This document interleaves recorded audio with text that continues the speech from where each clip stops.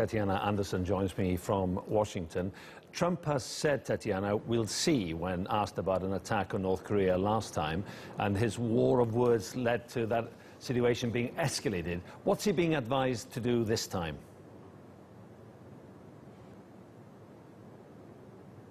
Well, Yolo, we'll probably get some more insight on what the president is being advised to do later on Sunday. That's because he is set to meet with his national security team. The White House putting out a statement about that a little bit earlier. No particular time for that meeting set just yet. But we also know that U.S. intelligence officials have come out on Sunday to say that they have no reason to doubt that North Korea did, in fact, conduct some sort of advanced high-level nuclear test. And when it comes to the advice that the president might be getting later on in the day, it's important to look at what has already been said by administration officials as well as other lawmakers. And a lot of it centers around the idea of economic sanctions. Texas Senator Ted Cruz pointed out on the morning talk shows that these types of sanctions need to be issued against companies that do business with North Korea, not just North Korea itself.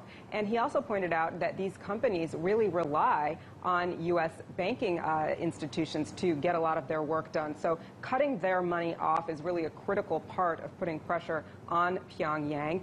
The Secretary Treasury, Steve Mnuchin, went on Fox News Sunday to sort of echo those sentiments, and he said that he would be drafting a whole new set of trade sanctions against North Korea. Mnuchin going on to say on Fox News, we will work with our allies, we will work with China, but people need to cut off North Korea economically. This is unacceptable behavior. Not only that, we know that the Pentagon has revised its military options for a strike against the missile locations in North Korea, and that Trump aides have repeatedly talked about a preventative war. Of course, we know from what you just said that the president has said we'll see when it comes to a potential attack, but it seems like he's readying all options. We know that he spoke to the Japanese Prime Minister earlier on, and both of those leaders agreeing that it's the international community that's got to come together to put pressure on North Korea, Yola.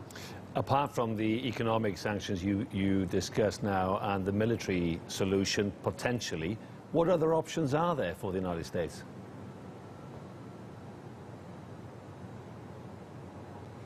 Well, there's the whole cyber avenue that the U.S. can go down. It's something that they've already tried when it comes to North Korea's missile programs. And with those trade sanctions that I talked about just a little while ago, that could involve attempting to cut off the energy supply to North Korea, which would certainly curtail that nation's efforts. But that would, of course, rely on a partnership with China, a partnership with Russia. Both of those nations not too keen, at least up to this point, to do anything that would totally get rid of the North Korean regime, but certainly a lot of options on the table, a lot for President Trump to discuss later on in the day, Yellow.